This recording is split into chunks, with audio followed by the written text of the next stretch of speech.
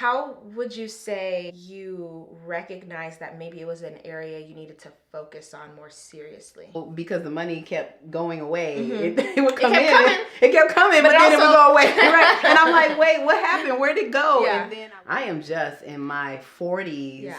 you know, figuring out, okay, this is what I need to do to start budgeting and to start making more financially sound decisions, especially because I have a son now and I want him to grow up learning how to budget, how to make his money work for him, and just have a different outlook on money. You've changed my life. Oh. You really have. Yeah. You're the one that made me not scared of money. Oh, good. I'm not even joking. Thankfully. You're the reason why I'm not afraid. Because goodness. you just were like, no, it's okay. And, you know, you're just so gentle and kind, and I appreciate you.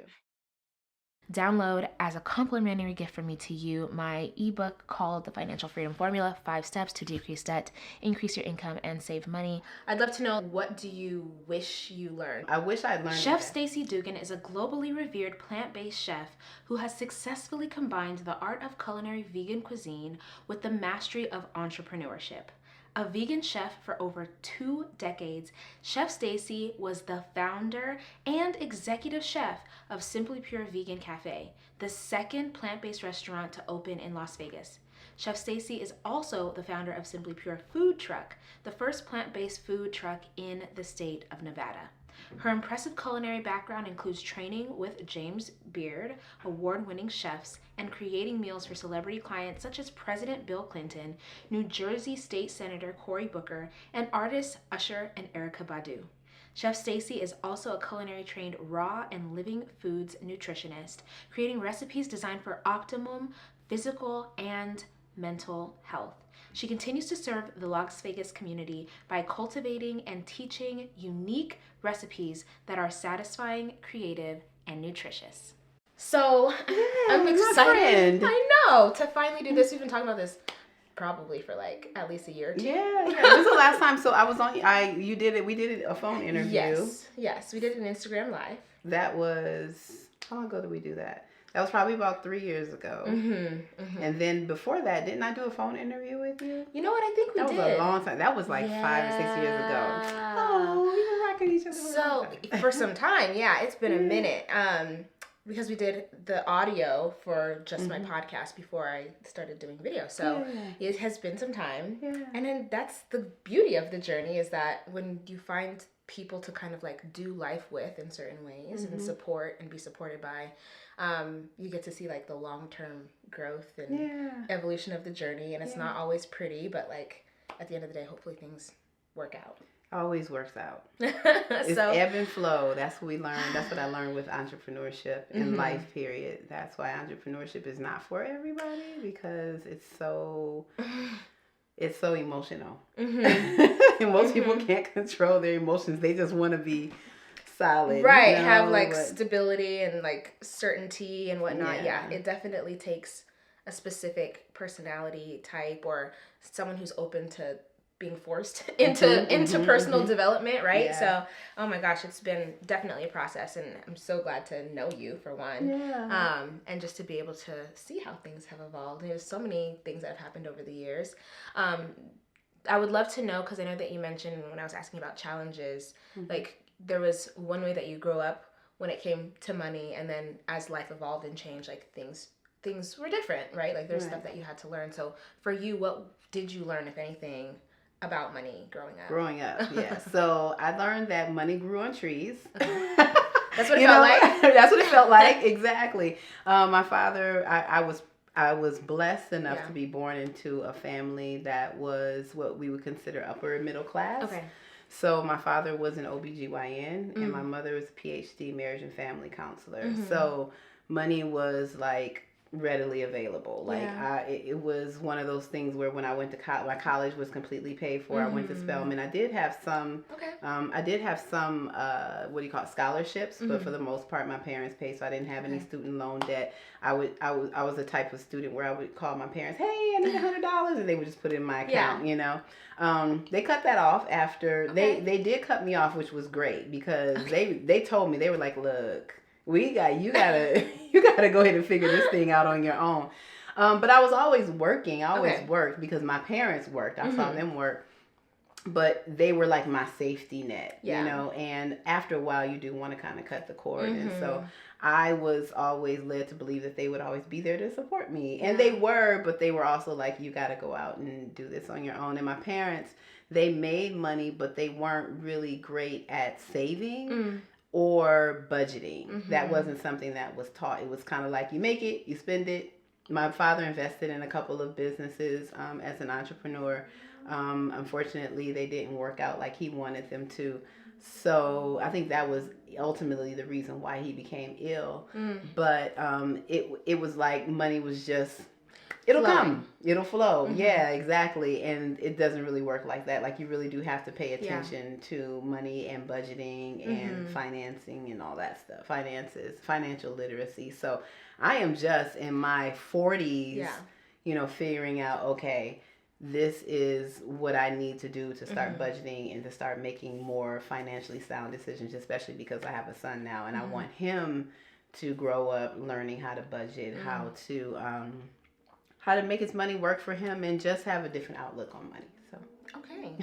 I mean, you're not alone when it comes to like not learning a lot about money growing up. Yeah. It sounds like you have the abundant side of things, right? Like where money flowed easily and that it wasn't, you know, that you were scarce as far as thinking like where are resources going to come from, but it was more so like because of the abundance, there wasn't much foresight, you know what I mean? Right. Like on that side of like, okay, well, how do we make sure that this stretches or how do we grow it or how do we keep it, you know, flowing for if life happens or something like that. I'd love to know like, what do you wish you learned? Like, what do you wish you learned growing up or what do you want to make sure your son knows about money? That's good. I wish I'd learned investing because that's like one of the, now that I've been listening to like podcasts, reading your book, looking at different people and how they're making money. Everybody's like, you have to invest, you know. And so I never learned that. So I'm learning that now with my son. My son, he's 9 and he's like, I want to make money. I want to invest in the stock market. He's like looking up stocks and stuff at 9 years old. Yes. And I'm like, well, look up the stocks that we use, like Target, Nike, Chipotle, because we go there. I damn near should have stock in Chipotle. We're there all the time. It's the same place. Maybe it's, I don't know. My 11-year-old loves Chipotle. I don't know what it is. I mean, it's cool, but you know, it's like, right. So I'm like, we're gonna invest in these, but definitely investing. And then, you know, it was interesting because my parents, like I said, they had money, but then life did happen, and then they didn't have money, and I saw them struggling with trying to balance, trying to budget on a very scarce income. And so that's where the issue really came because they weren't able to do that by the time it was like they were in their 60s, you know, trying to figure, or 50s, trying to figure out how to balance the books and budget. And so I definitely want to learn how to, that's what I thought. That's what I wish I was taught, was how to invest, and also how to budget. I really didn't know how to budget. I didn't know how to, and you taught me that, thank goodness. So yeah, it's important because especially as an entrepreneur, like you have to know where your money's going, and like, you know, every dollar has to have a place. Right. And I'm still learning that. Oh yeah. It's a process, but I feel much more comfortable with the process. So yeah, I think just like when you go to school, you take core subjects like the entire time you're in school. Right. And it just unfolds and it evolves and you learn the foundations, but it grows. Same thing with money. Okay. You're never going to just have like all of the understanding in one fell shot. Like, just like you started with math, it was like addition, you know? Let's add on subtraction. Let's learn how to divide. Let's learn how to multiply. And so money, I think, is the same way, where you get the foundational pieces and then you start layering in things like investing, layering in the complexity of what kind of investments you have, or being able to be an entrepreneur and mastering what that looks like. It's just layers and you level up. And you go up in your grades, if we think about it like school. Right.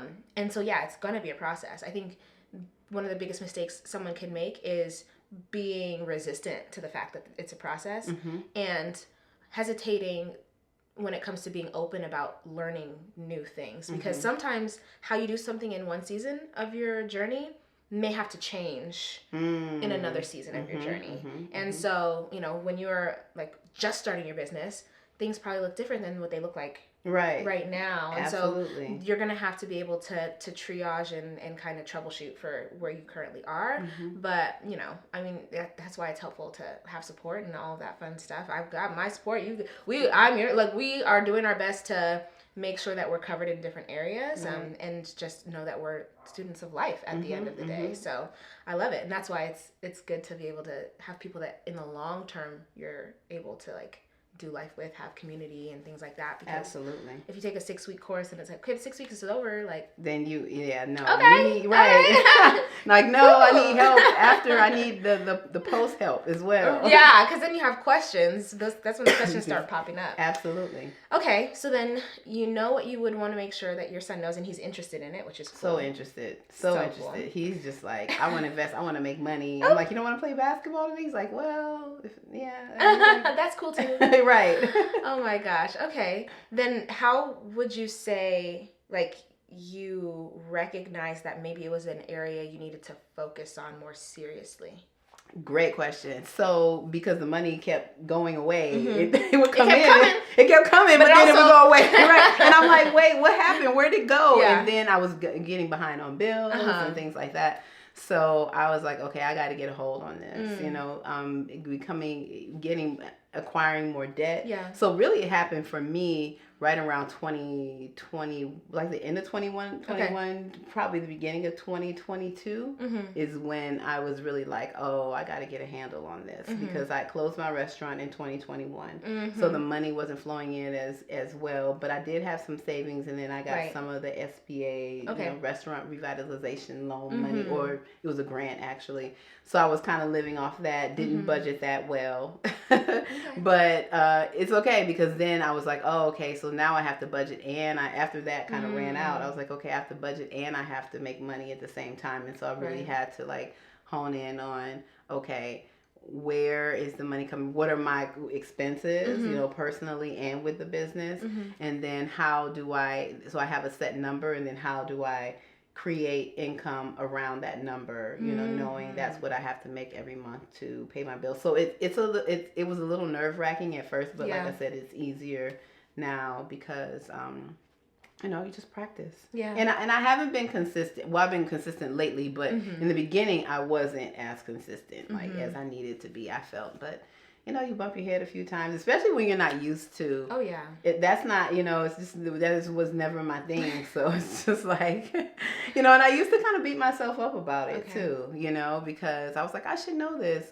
But then I look, and people have challenges in a lot of areas. Right. Like, fortunately for me, like, for example, eating and health, and that's something that I'm a master in. But then you have some people that are really challenged in those areas, and they beat themselves up for that too, you know. So I'm like, we all have our thing, you know. It's just a matter of us one day at a time, being consistent, baby steps, and you know, just staying the course. Yeah. And I think to some extent, if we like examine the word consistency and reframe it for ourselves, because if you think about, instead of thinking about, did I look at my budget every single week, thinking about, was I focused on overall in the last year, 3 years, 5 years, growing and progressing in this area, yes or no? That's good. You know what I mean? That's way better. Yeah. Can you then say, like, okay, I've been consistently focused in this area, even though I may like veer from the plan. Right. You know what I mean? I like do the budget every single time, but you've known that this is a place in your life that you want to see growth and change. Yeah. Do you see growth and change in the last 1, 3, 5 years? Absolutely. When it comes to money, right? Like, so I think sometimes like thinking about how we're measuring ourselves and our progress and zooming out a little bit can be helpful, because literally on the day-to-day, I mean... Right. And you know, I was saying too, is like, it's the mindset also that shifts before the reality shifts. So, you know, like, that's what I've been working on is like the mindset, like around money, and not being scared, and not having a scarce mentality, and just having more of an abundance mentality. And then even changing the people that I'm around, because my business partner, for example, with the food truck, Michelli, she's very abundant minded, and she helps me with that, because she catches me. She's like, nope, that's not, you don't want to say that. But you know, and I'm like, oh, okay. So it's really switching the mindset, switching the language, and then watching as your reality unfolds, because I think a lot of people are stuck in their reality and they like, no, you have to have a shift here first, have the vision here first, and then, you know, it manifests. I think you hit on to something here. Yeah. The mindset has to shift before your reality. Yes. And so my question is, if you knew you wanted to focus on your finances and you had a vision, why not do it by yourself? Like, why have a community? You know what I mean? Like, what purpose does that serve to have people around you, right? Like you said, to kind of like help you in that process. Well, that's a good question too. And we all need coaches. Like I told you, we were downstairs chatting off camera, and I was telling you that I played basketball in high school and in college. Like, you need a coach in the areas in which you're not strong in. And so for me, I don't necessarily need a nutrition coach, but I definitely need a financial coach, you know, because I already know that I don't know everything. So that's the one thing, is having a coach, and then having a community helps, because then you feel like you're not alone, and you can actually learn from other people and learn from other people's mistakes. And as humans, we need each other. We need people. You have to communicate. You have to commune, especially now, like post-COVID. We're in a time where people need each other more than ever. And so I am happy to be a part of a community, your community, where all the women are, we don't necessarily have the same goals, but we have the same focus, and that's strengthening our financial literacy. So it's super important. Like, I wouldn't recommend anybody do anything by themselves that they know they're not strong in. Right. Yes. Yeah, it doesn't, I always think about like quicksand. Yeah. You know what I mean? So it's like, if you're in quicksand, do you feel confident you can get out by yourself? No, you can't get out by yourself. And the more you fight, what happens? You start to sink faster. You know? And so it's like, okay, well, if you were stuck in quicksand, what would you want? You would want someone to throw you a vine. You'd want someone to give you a hand, extend you a tree branch or something. Exactly, you know? Yeah. Because you also can't get out of quicksand with someone else that's in quicksand. And so sometimes I think people are looking to other people to get support that maybe isn't like the best suited person, because they might be in their own version of quicksand, and the quicksand is typically your mind. Like your mind is quicksand. You're stuck in your brain. That's why when you've got your partner can pinpoint outside of you the things that you're saying or doing that you're like, I didn't even realize, you know, because you're so in it. You can't read the bottle you can't read the label from inside the bottle. I think is the saying. And so I've got multiple coaches. Look, we all got to make sure that we're covered, and able to make it easy for ourselves. Yes, definitely make it easy, because it doesn't have to be complicated, and it can be fun. That's another thing. Like, I've had to make financial literacy fun. Because if it's not fun for me, then I'm not going to do it, you know. So fun might mean for me putting on meditation music, having some tea while I'm doing my budget for the month or the week, or just sitting down and like, okay, I have a few things coming up, some projects that I have to get money for. Like, for example, I'm moving into a new prep kitchen. And so I have to put down a down payment for that by the 10th. So I'm like, okay, that was a little unexpected, because like I needed that new prep kitchen. But I wasn't expecting that expense. So now I'm like, okay, so now I have to sit down and just redo things. So like I said, it's just really constantly being focused on making sure that, you know, you're doing what you're supposed to do. Yeah. And I think with budgeting, it gets a bad rap, but I think it's because we have a misconception about what budgeting is, in that somehow it's final. And literally the word budget is a guesstimate.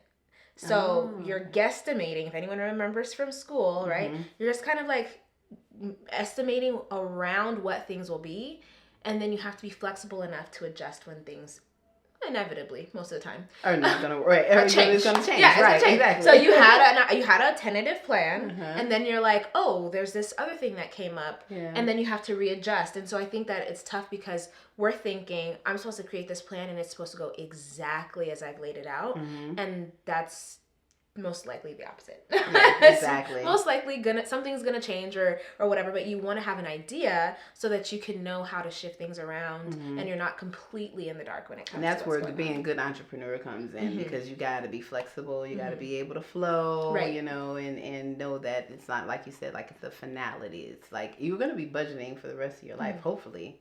Wow. You know, you'll be budgeting for forever. Hopefully be budgeting more and more. Yeah, exactly. And then that's another thing too. I realize I'm like, you can't get blessed with more if you don't budget what you have. So if you have $100, you need to budget that and before you can get the 1,000 or the 10,000 or the million. Hello. No limits. Right, exactly. No limits. So God will give you the little thing, the quote unquote little things first. And I've seen that. I've seen it in my own life, because now opportunities are coming, more money is coming. I'm like, oh, okay, because I've been paying attention.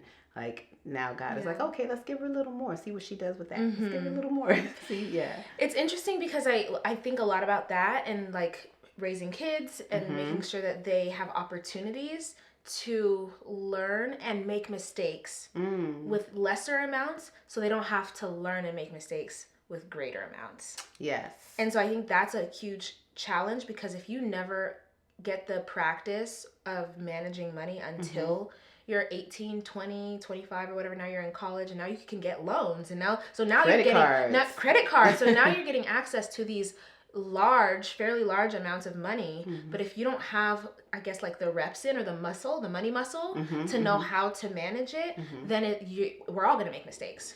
But now you're making mistakes with big money, as opposed to you're 9 years old, you've got $10, or you know, you're 11 years old, you've got $50, and then you start learning those principles, and then maybe you're like, oh, I've spent all my money. You're like, okay, but it's not gonna be the end of the world when you're 11. Like it'll be like if you run out of money when you're 25. Yeah, you know, whatever the case is. And so I think about that, and I also think about how, like, if you think spiritually, it's the same thing. Like when you have a child or someone who's in your care or responsibility, even if it's your niece or nephew, cousin or whatever, like you want to help the person you see helping themselves. Yes. You know what I mean? Absolutely. Yes. You want to aid the person that you see putting forth effort and trying more than you would someone who isn't. Right. Absolutely. And it's not that you have to be perfect. It's that you just want to see some effort. And so it's like spiritually, some effort just wants to be shown. Right, exactly. It's not just gonna happen. You do have to put forth the effort. You can pray, you can meditate, but that action got to be about that action. Yeah, it's something. You know, something.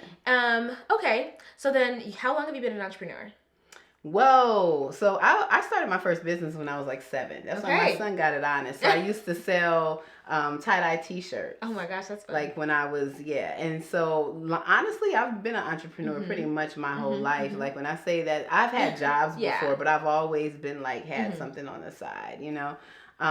So forever. Yeah. Like, but really, really getting into it where my livelihood depended on it.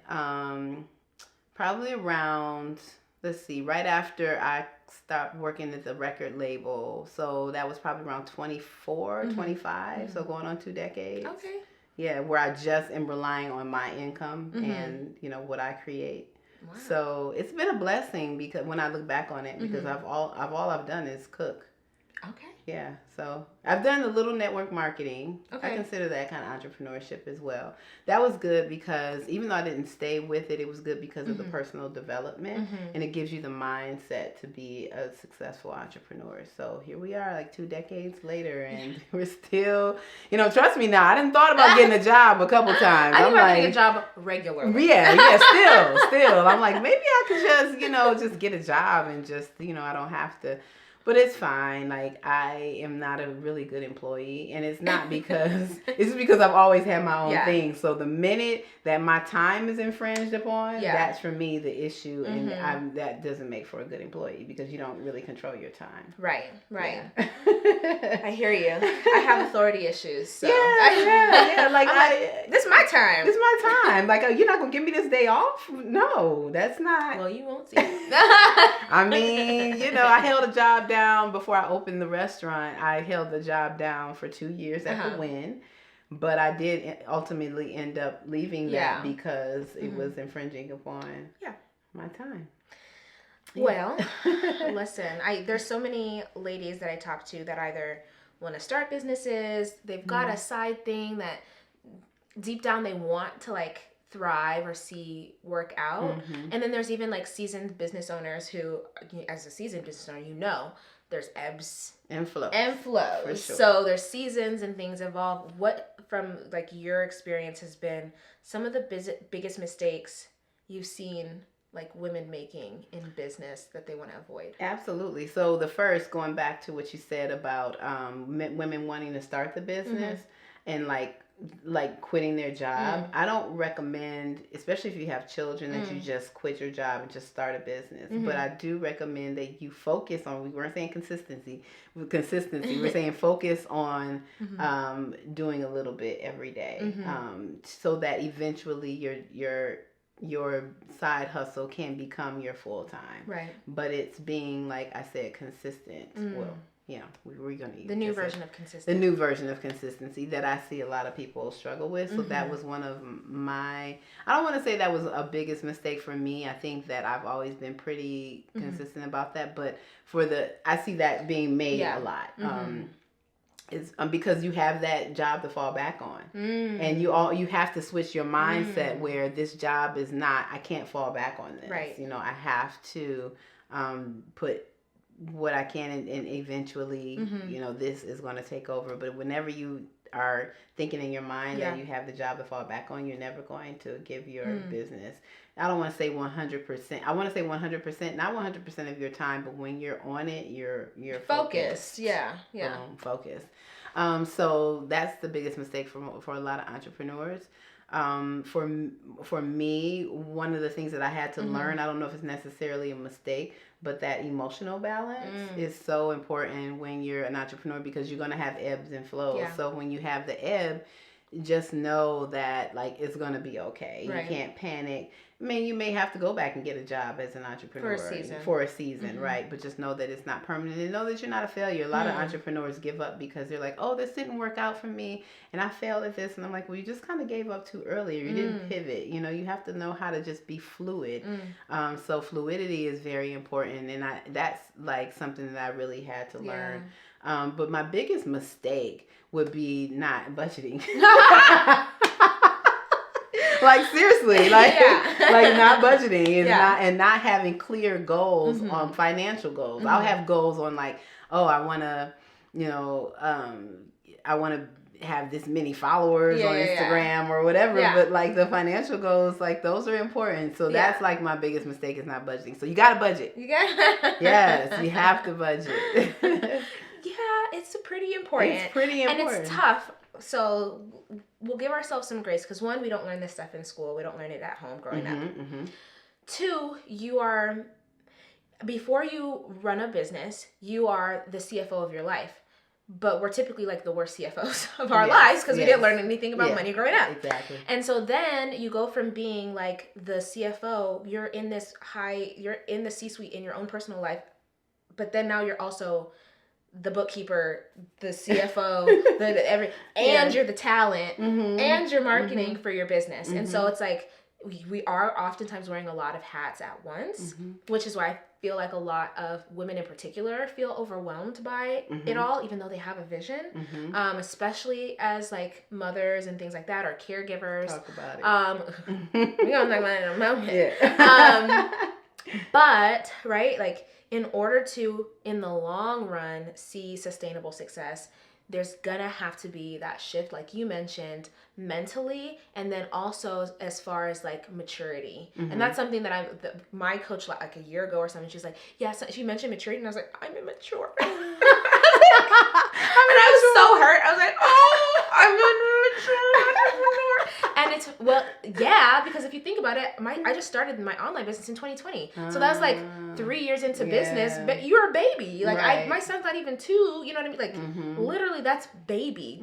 Disney's been around for a century. I'm a baby in business. So there's gonna be like the growing pains. They call it growing pains, not growing feels good. Right. There's gonna be like learning how to crawl and walk, and like all of that's gonna happen in your business. Yeah. But like you said, people giving up sooner than they've given the time to actually give their all to the thing. Exactly. So it's like you half-assed it, and you half-assed it for not very long. And then you stopped, which... Right. It's really just a matter of just not giving up too. Yeah. Like you just got to keep going. Life is going to happen. Mm-hmm. There are going to be things that happen. Babies come, marriages, changes in family dynamic, parents, all kinds of things. It's just like, how do you get back on the horse? Even if you, like you said, you have to go get a job. How do you get back on and just keep going? Right. It's just been, people are like, how you been in business so long? I'm like, I just never give up. Yeah, you just haven't stopped. Just keep going. Keep on going. And that's also how you become like a key person of influence in whatever industry you're in, because everyone else is mostly going to drop out. Like the majority of people are going to drop out, and you're going to stand the test of time and appear like you're the go-to person, or really, because the nice thing about business is the longer you're in business, it's like a fine wine. Like the more you become sought after, the more skilled you are, the better you get at your craft. Yeah. And then that takes us down to something with pricing, but we're not going to do that today. But that's another episode. That's another time. But I think that makes me think about a huge mistake where it's like very all or nothing, or all or like black and white thinking, where it's like, okay, I need to quit my job today and go all the way in my business. That's all or nothing. Or it's like, well, my business isn't like making 6 figures a month right now, and I've only been doing business for like 6 months or a year, especially with how like things are marketed in this day and age with social media. People think that things are like overnight. Right. And it's like sometimes those things happen. Most of the time, not. Most of the time, so be open to the surprise of like amazing things happening very quickly, but don't be surprised if it's really like you're chiseling away at a sculpture for 10 years. Yeah. You know, like when I was like, okay, I want to do this business, my litmus test is I'm going to do it for 10 years. And if in a decade, baby, we can quit in a decade. Yes. That's when we can quit. A decade is good, because then you get what they say is it 10 or 15,000 hours and you become a master at something, so that's plenty of time. Right. And the mastery comes from, like, again, mindset shifts, and, just like you said, being consistent and giving yourself some time, giving yourself some grace to, like, make mistakes and all of that. Now, this is easy for us to say. Yes. This doesn't mean that we don't have our own days and time. I didn't want to get out of bed this morning. I feel you. Yesterday, I was in bed. I didn't want to do anything, and I felt so bad because I have so many things to do. I was so tired yesterday. The only thing I did was get my eyebrows done. That's enough. And then I slept.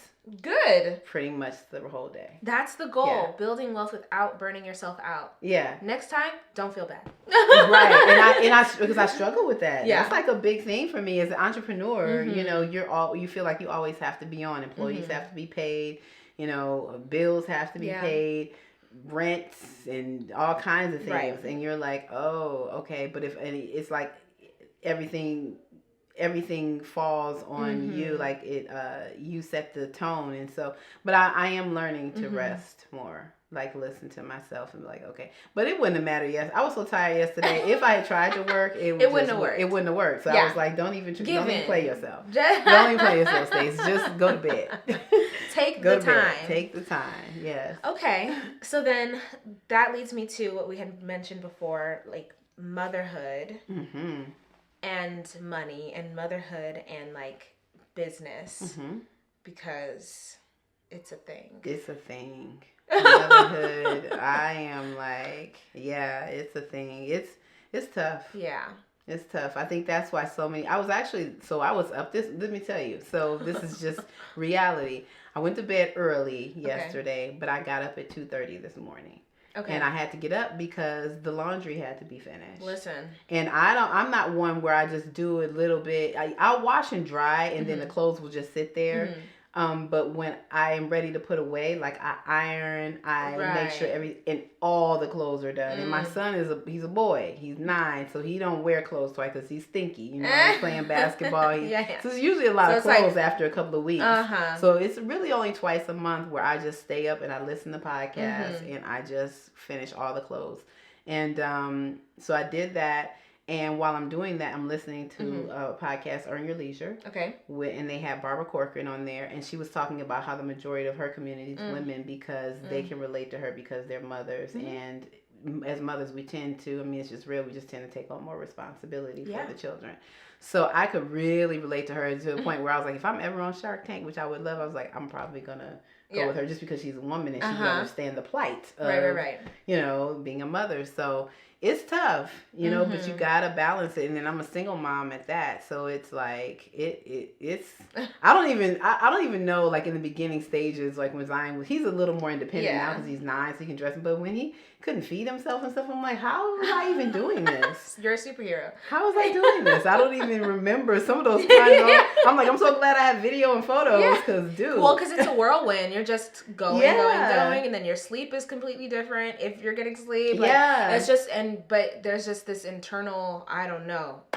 We just figure it out. Yeah. Like I literally, because I opened the restaurant, so I got pregnant. I opened the restaurant in December 2013. I got pregnant March 2014 for the first time. So that whole year when I was operating the restaurant, I was pregnant. Yeah.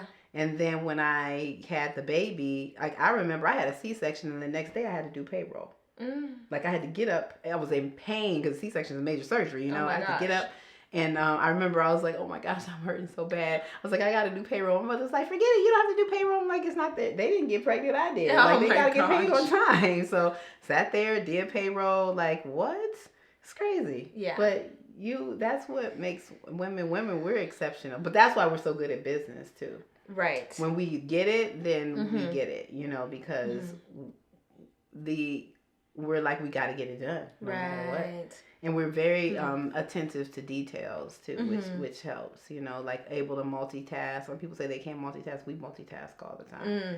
So whether we know it or not. Even sitting here, you're probably thinking about your son. You know, like you can be doing two things. Your brain has got multiple tabs open. Yeah. So I think that means that you have to give yourself more grace. You know, if you are wherever you are in the process. But I think like what you mentioned, that you can channel it into a strength. Channeling, you know, your experience or being a mother into a strength can then help you leverage the skills, honestly, because there's so many skills that you like onboard when you become a parent that you never had before. I'm like, exactly. Dang, I'm doing stuff with my feet. Like, I only need one hand. I can balance on it. Like, you know, you start unlocking things that you never Especially knew. when they're little, when they're newborns, when they're little, and you gotta like, or even the age that your son is now. Woo, that toddler stage. That's the stage. Because at least when they're newborns, they can't go nowhere. Right. But now that toddler age is, woo, it's a lot. Yeah. So I love that you mentioned like it can be something that's a strength, and I think that's a mindset thing, right? Yeah. Because I think a lot of people feel hindered or like held back when it's like, well, it doesn't have to be something that can hold you back. What if this is actually something that makes you even better, even stronger? How would that be so? Why would that be the case? How could you turn that into something that's working in your favor? Just being able to flip things in your own mind that are getting in your way. Right. Thanks for speaking into that because... Of course. Yeah, of course. We all in this together, Mama. Glad. Oh my goodness. It's a whole thing. And then knowing seasons, right? So it's like, they're going to get older. They're going to, you know, be more independent. Yeah, because now that my son is 9, like I remember I do remember sometime when he was 2. But now that he's 9, it's a really great age to be on, because he's still attached to mommy a little bit, but he's very, like, he can dress himself, he can feed himself, I've even taught him how to cook some things. Right. So it's like really not a big deal. Now it's just a matter of, but then it gets a little different because now he's in chess. Yes. He has chess club. He has basketball. Activities. He's in acting. Yeah. So it's like now you become the chauffeur. Yeah. Oh my goodness, the driving. So then I think about like, okay, how do we utilize it? You said you were doing laundry and listening to a podcast. And when you're multitasking, the only efficient way, because some people will be like, you shouldn't multitask.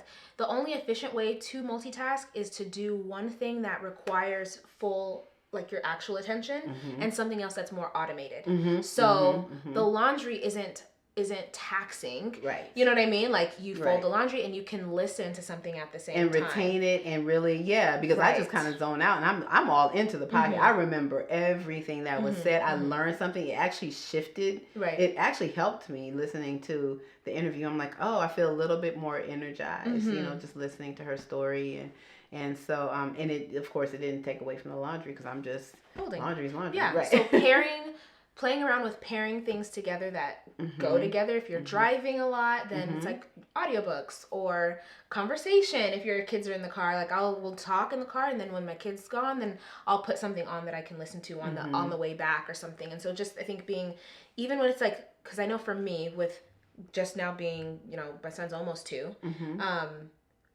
I don't have the huge chunks of time I used to. Yeah. Where I could just dive into something for hours. Yes. Now it's like chopped up pieces of time. Yes. You know, he's like, he's taking a nap. Okay, I've got X amount of time. Yeah. And then being able to break tasks down even further so that you can continue to make progress. Because I think one of the things that a lot of people struggle with is feeling unproductive. Yes. And lazy, which is crazy. Crazy making. And really it's like what we don't realize is typically one task is like 20 tasks. And we only are giving ourselves credit for the completion of the entire thing instead of praising ourselves for the progress of all the little things that will lead us to completion, right? So you brought lasagna over, which my husband is obsessed with.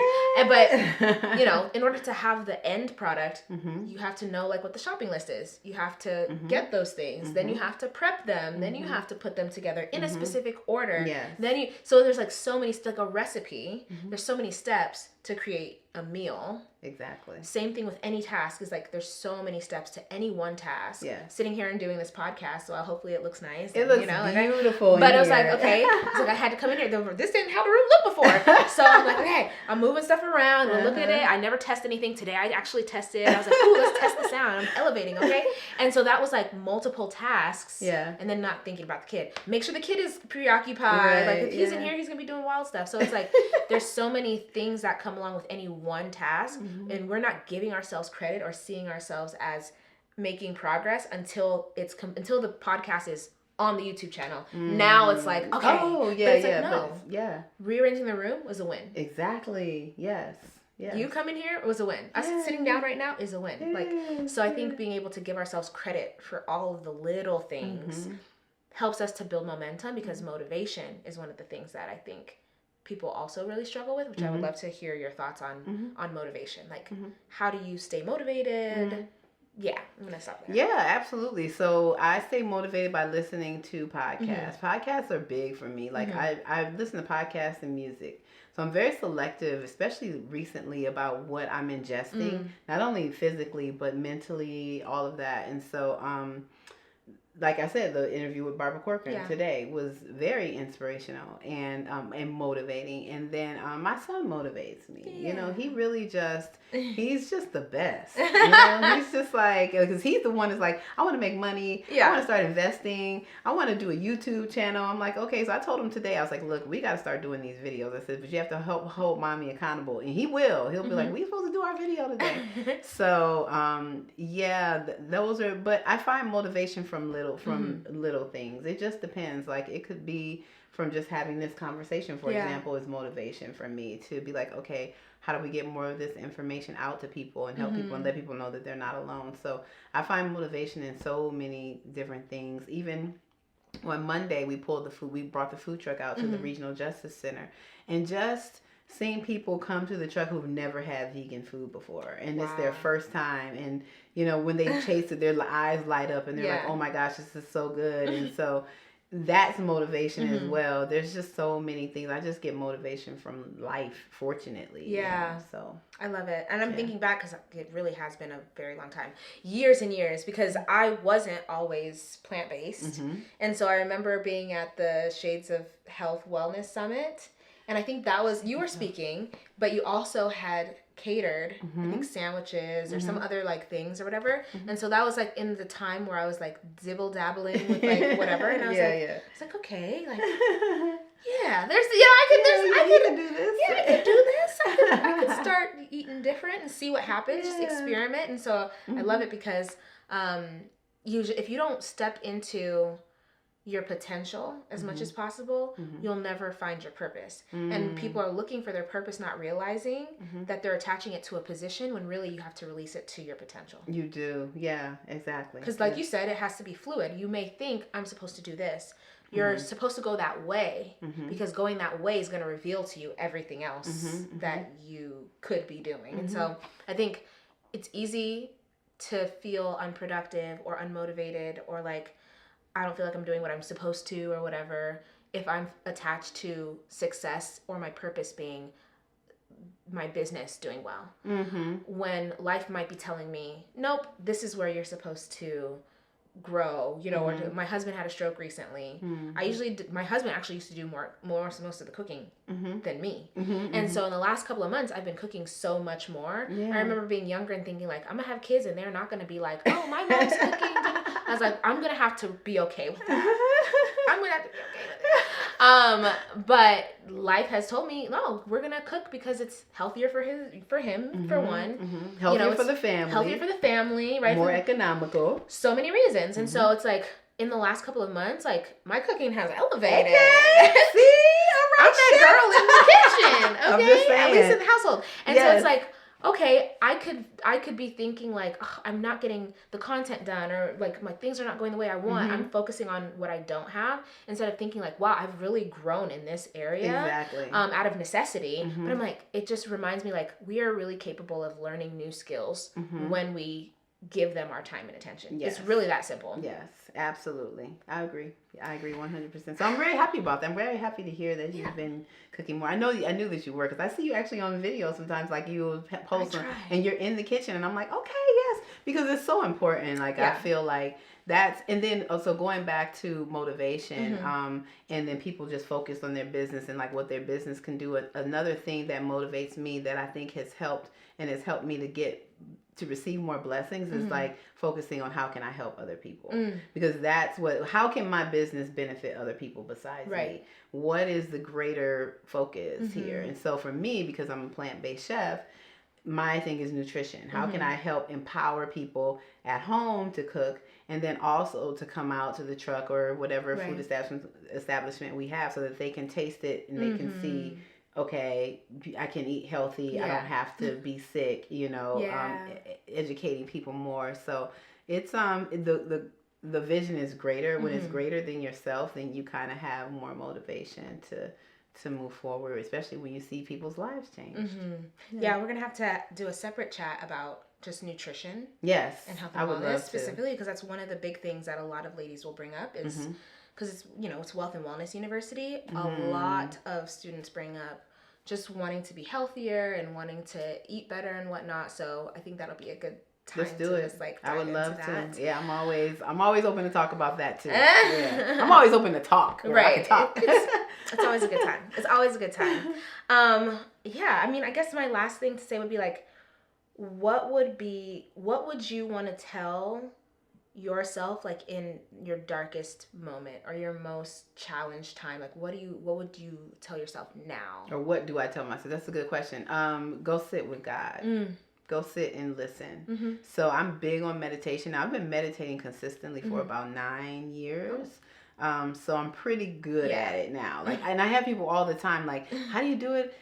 My mind races all over the place. And I'm like, it's just like walking, honey. Like, you gotta just baby steps. But now I can sit in a room and within 10 minutes, I can't feel my body. I can't feel my feet, my arms, my legs. And I know that I'm connecting because I realize that I get things done a lot more efficiently and fluidly when I sit first and just allow a connection, you know, because I honestly, I don't know, you know, how, I'm not religious necessarily, but I know that we're spiritual beings first and we're physical second.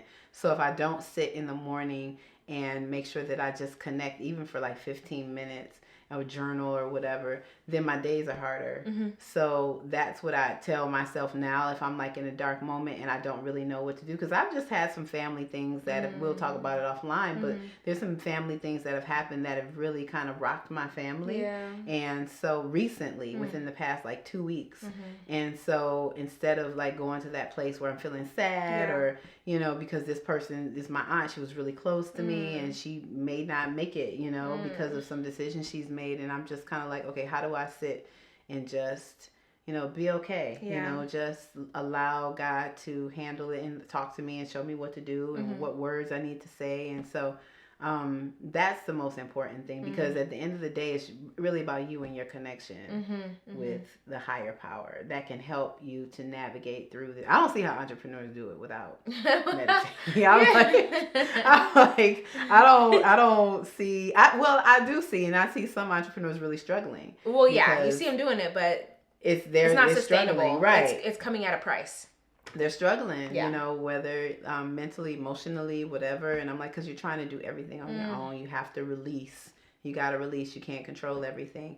But that means sitting and listening and sitting in silence and taking that time. So I don't play with that. Like, I may not even, I don't eat. I'm eating more. Like, sometimes I'll forget to eat. And I'm like, oh, I didn't eat today. But that meditation and that connection with God, I don't play with that.